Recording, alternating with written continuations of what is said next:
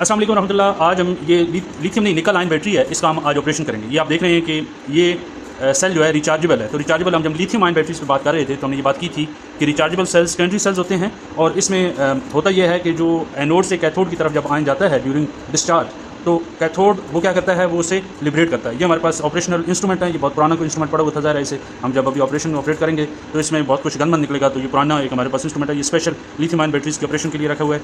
यहाँ पे दो इलेक्ट्रोड हैं, एक ये पॉजिटिव इलेक्ट्रोड है, ये इसका नेगेटिव इलेक्ट्रोड है।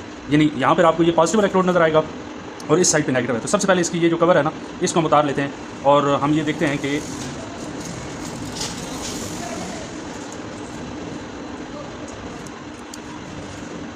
इसकी सबसे पहले बाहर वाली कवरिंग उतारते हैं।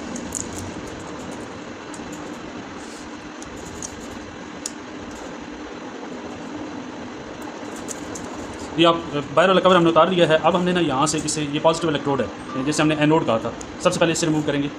और इसे रिमूव करने के लिए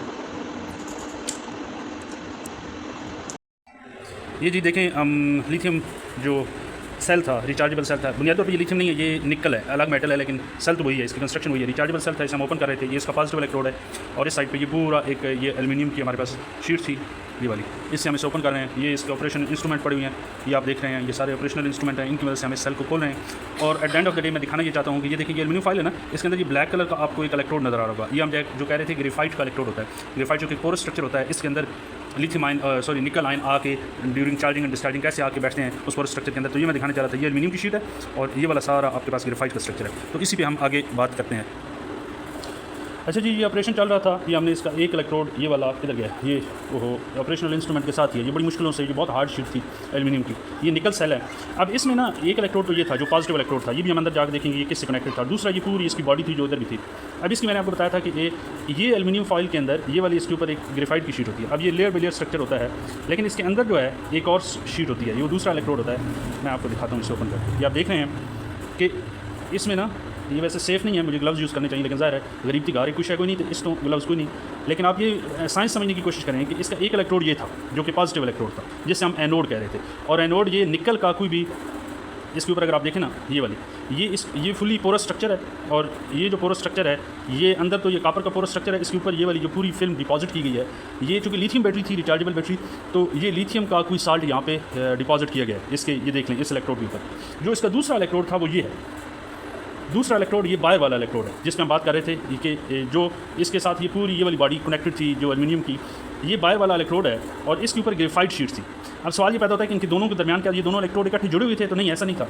अगर ये दोनों जुड़े हुए होते फिर तो ज़ाहिर मैंने आपको बताया था लिथियम बैटरी हो या कोई भी रिचार्जेबल बैटरी हो, तो इलेक्ट्रोड अगर आपस में जुड़ेंगे तो शॉर्ट सर्किट की वजह से बैटरी जो है वो क्या जाएगी, धमाके के साथ जल जाएगी। अब इनके दरमियान एक सेपरेटर होता है। सेपरेटर क्या होता है, ये पॉलीमर की शीट होती है जो इन दोनों इलेक्ट्रोड के दरमियान होती है। तो वो पॉलीमर की शीट ये है, ये देखिए, ये पॉलीमर की वो शीट है जो एज अ सेपरेटर यूज़ हुई है। और ये वाली जो आपके पास फॉइल है, इसके ऊपर ये ग्रेफाइट लगी हुई है। या ये ऐसा भी मुमकिन है कि इसके एक्सटर्नल पे ये डबल लेयर्ड स्ट्रक्चर हो, डबल लेयर्ड बैटरी बनी हुई हो, यानी इसी के ऊपर ग्रेफाइट हो और ये बीच में ये सेपरेटर के तौर पे भी हो, और इसी के ऊपर हमने वो लगाया हुआ, ये बाहर वाली साइड पे हमने ग्रेफाइट लगाया हुआ हो। इन दोनों के ऊपर हमने कौन सा साल्ट लगाया हो, लिथियम बैटरी है तो लिथियम का साल्ट है होगा, लेकिन ये जो निकल बैटरी है तो ये निकल का साल्ट है। अगर ये ना लिथियम का साल्ट होता और इस पूरे इलेक्ट्रोड को आप जाके पानी में डालते तो वो लिथियम आपको पता है पानी में फ़ौरन आग पकड़ लेती है, तो पूरे उस बर्तन के अंदर आग लग जाती। लेकिन ये जो लिथियम की बैटरी नहीं है, निकल की है, तो इस वजह से हम इसे पानी में नहीं फेंकते, सेफ भी नहीं है। लेकिन ये देखने की ये इसका पूरा मैकेनिज्म होता है। आई होप सो कि आपको ये समझ आ गई होगी इसकी जो बेसिक है। अगले लेक्चर में मिलते हैं किसी और नए ऑपरेशन के साथ। थैंक यू सो मच, अल्लाह हाफ़िज़।